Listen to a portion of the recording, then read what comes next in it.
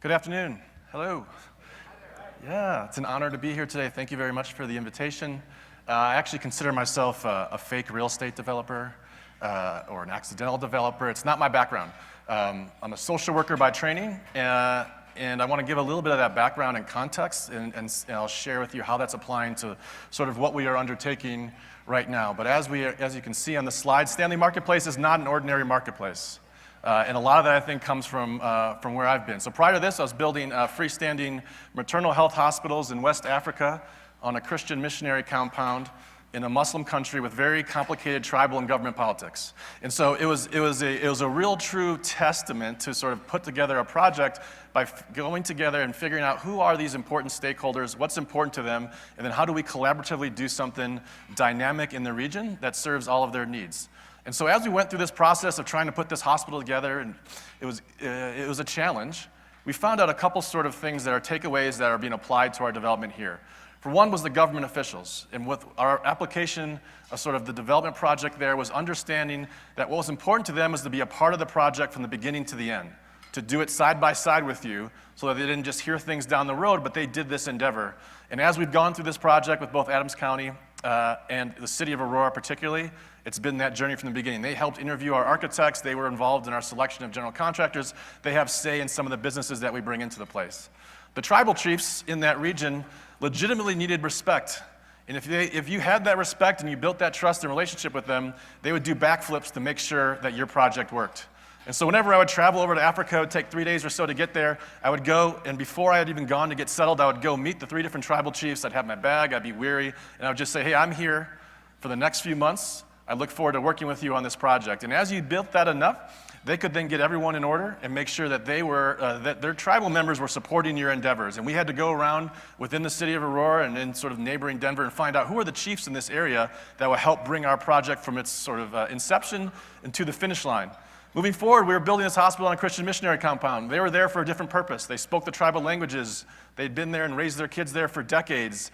You had to understand and appreciate that God had called them there and understand that. And as you built this hospital, find ways that they could share the gospel in a way that didn't violate sort of the investors that we had who were funding a secular hospital. And then there was the local folks, the citizenry, that were the ones that would actually be working at the hospital, and they wanted to be a part of the process. So we had them on committees. They helped develop all of our programming for the hospital. But then most importantly, they wanted a reason to celebrate and be a part of it.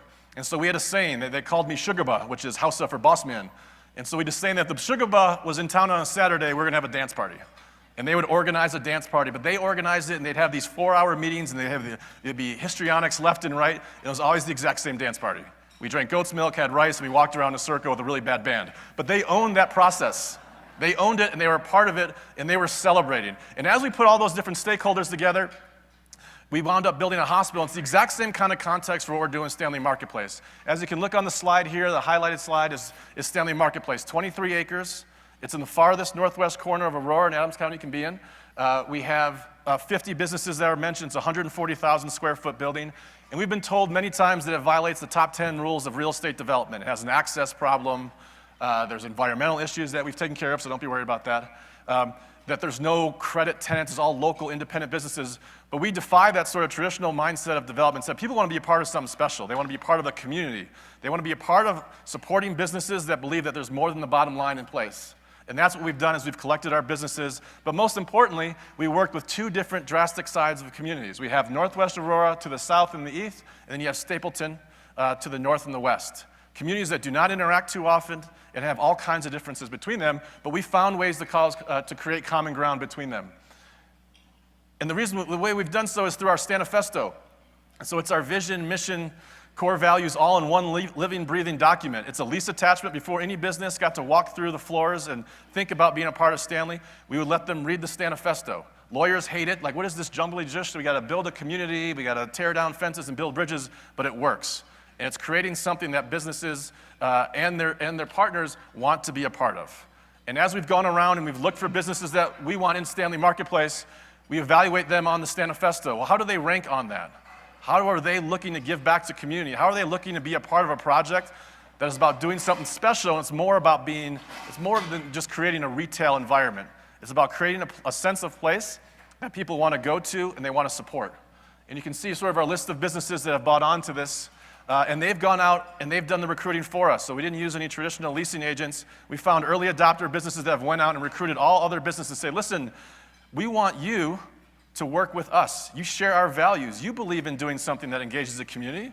You believe in being a part of something special. Let's go do something unique together and do this sort of linking arm in arm. And as we've brought all these businesses to a former aviation industrial sector, I don't think any of them would have come by themselves, but they're all willing to come if their arms are linked, and they're saying, we're going to do this together.